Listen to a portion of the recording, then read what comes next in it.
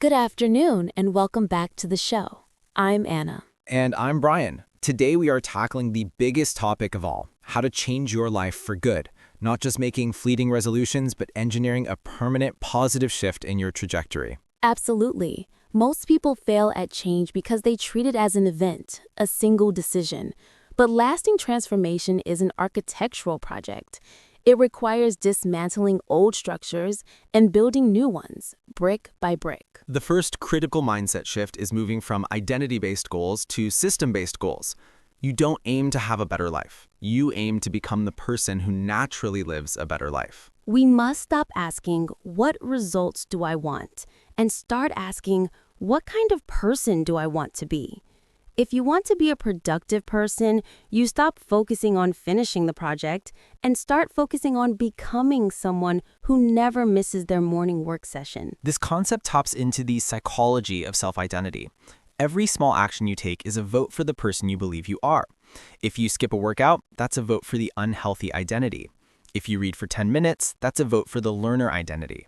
To begin the process, we use the life audit. Spend a focused hour mapping out the 4 core pillars of your life: health, relationships, career or purpose, and financial stability.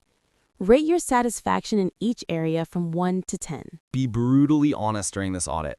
The life audit isn't about shaming yourself. It's about establishing a reliable, non-negotiable baseline. You cannot navigate a change without knowing your current coordinates. Next comes the deconstruction phase. Identify the 3 core repetitive behaviors, the habits, that are actively sabotaging your desired change in each pillar. These are the weak walls we must tear down first. For example, if the health pillar is low, the sabotaging behaviors might be scrolling phone late, consuming excessive sugar, or perpetual commitment to everyone else's schedule but your own. Changing your life for good starts not with adding huge new habits, but with the painful, necessary task of identifying and eliminating the small, destructive habits that prevent growth. This eliminates friction before the work even begins. The foundation is set by shifting identity, conducting an honest audit, and deconstructing the specific habits that serve the past version of yourself. This necessary first phase is about establishing internal integrity, ensuring your daily actions align with your desired future self. Welcome back. The foundation is laid and the destructive habits are identified. Now we move into the action phase, and this is entirely built on the concept of micro-habits. Most people try to change their life by jumping from 0 to 100. They decide to run a marathon next month or write a 300-page book in one sitting. This activates the brain's resistance center, the amygdala. The secret to lasting change is to make the new habit so ridiculously small that it becomes easier to do it than to skip it. We aim for a 2-minute version of the desired habit. If you want to start exercising, identity, the athlete, the micro-habit isn't a 45-minute gym session. It's doing 3 push-ups or holding a plank for 30 seconds immediately after you put on your running shoes. If you want to read more, identity, the learner, the micro-habit isn't finishing a chapter. It's reading 1 sentence immediately after you sit down with your coffee. This is a crucial distinction. This technique utilizes the psychological principle of cue, routine, reward. By attaching the new microhabit to an existing, reliable cue, like putting on shoes or sitting down with coffee, you leverage the brain's existing neurological pathways. We must emphasize habit stacking. You identify a reliable, existing habit, the cue, and stack the new microhabit directly onto it. The formula is, after current habit, I will, new microhabit. For example, after I brush my teeth in the morning, I will write down 1 thing I am grateful for. Or, after I check my email, I will spend 2 minutes organizing my desk. The smallness of the microhabit is designed to overcome the initial hurdle of motivation. Success isn't measured by intensity, it's measured by consistency. By consistently voting for the person you want to become, even with small votes, you create an evidence trail for your new identity. This evidence is what makes the change permanent. If you successfully write 1 sentence every day for a month, your identity shifts from I'm a procrastinator to I'm a writer who is currently starting a book. The small action fundamentally alters the narrative. And when you achieve the micro habit, you must use the immediate reward system. High five yourself, say, "That's how I get things done," or allow yourself a small, non destructive pleasure. This reinforces the neurological loop. Focus on the process, not the outcome. The goal is not the finished book, the goal is simply not missing a day of writing that one sentence. This is the power of micro-commitments. Welcome back. You have the right mindset and the right micro habits. The next stage, the sustainability phase, is all about optimizing your environment and mastering friction management. Friction is the enemy of lasting change. It is the invisible drag that makes the destructive habits easy and the productive habits difficult. We must proactively reverse that. This involves the concept of making the good habit easy and the bad habit hard. You are intentionally manipulating your physical and digital environment to favor your desired identity. For a good habit like reading, you must reduce friction. Move the book you want to read onto your pillow every night. Put your phone in a separate room before bed. The physical proximity of the book lowers the resistance. For a bad habit like excessive social media use, you must increase friction. Delete the apps from your main screen. Force yourself to log in via a browser that requires you to type your password every single time. The same principle applies to food. If you want to eat healthier, the healthy snack should be visible and ready to eat on the counter. The junk food should be hidden in an opaque container on a high shelf in the back of a cupboard. The key psychological insight here is that willpower is overrated. We assume we must rely on sheer mental strength, but sustained change comes from removing the need for willpower in the first place. We also introduce the Accountability Triad. Identify 3 layers of accountability to sustain your new systems when motivation inevitably flags. Layer 1 is self-monitoring. Use a simple physical habit tracker, a calendar on your wall with check marks. The visual evidence of a streak is incredibly powerful for momentum. Layer 2 is social accountability. Tell one trusted friend or partner about your system, not your goals. For instance, tell them, "I need to do 3 push-ups right after I put on my running shoes." Ask them to check in on the consistency of the 2-minute action. Layer 3 is financial accountability. Pay a small, pre-committed amount of money to a friend or charity if you break your streak. The financial loss makes the consequence tangible and immediate. Friction management and the accountability triad create a self-supporting ecosystem for your new identity.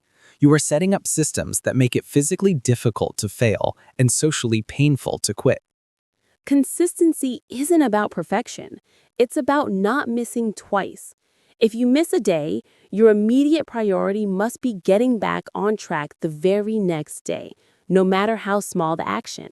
Welcome back. You're consistent, the environment is optimized, and you're building evidence. But life change always hits a wall, the resilience phase, where setbacks and identity crises emerge.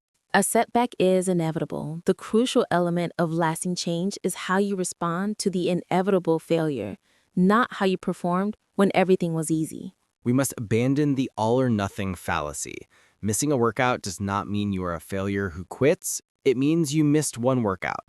Do the micro habit tomorrow, even if it's just one push-up. The concept is the power of the bounce. Your priority isn't the habit itself. Your priority is the integrity of the streak. If you miss a day, your identity as the committed person is challenged. Bounce back immediately to prove the identity is still intact.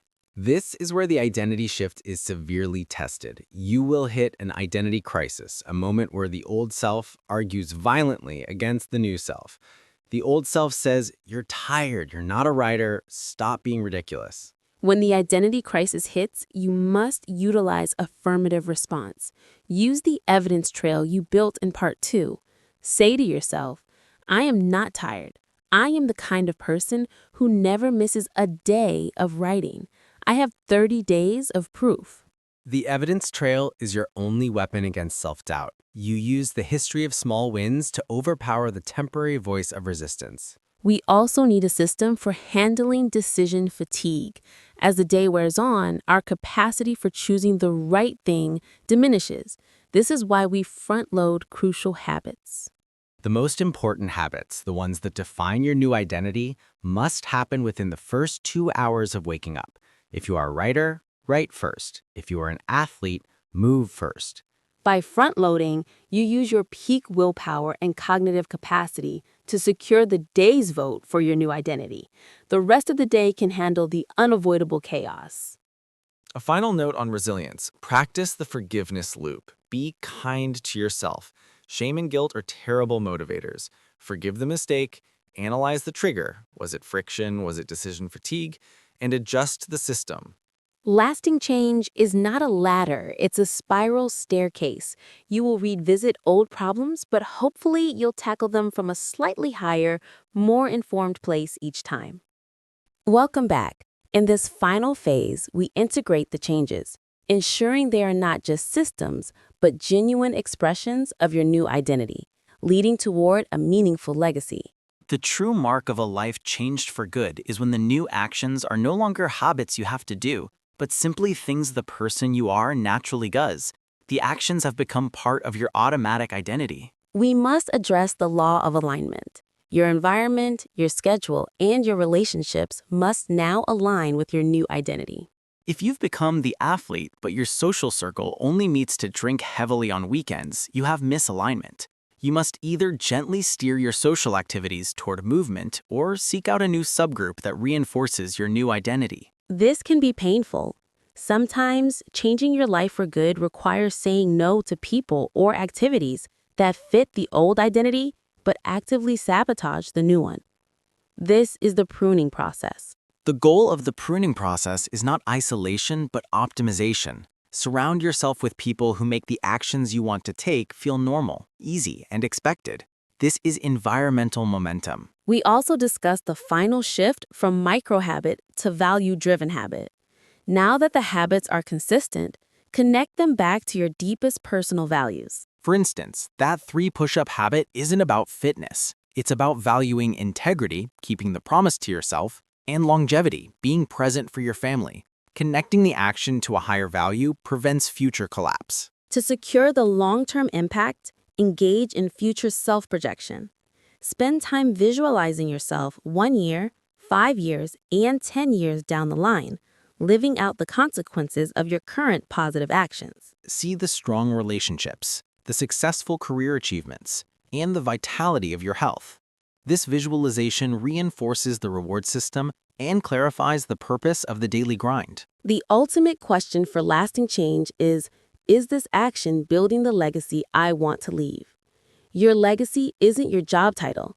It's the quality of the systems and relationships you built. Changing your life for good is the ultimate creative act. It requires designing your identity, building robust systems, mastering resilience, and aligning your environment with the person you were always meant to become.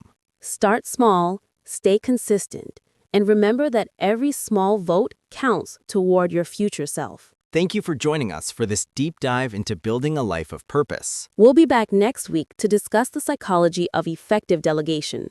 Until then, be the architect of your own change. Goodbye for now.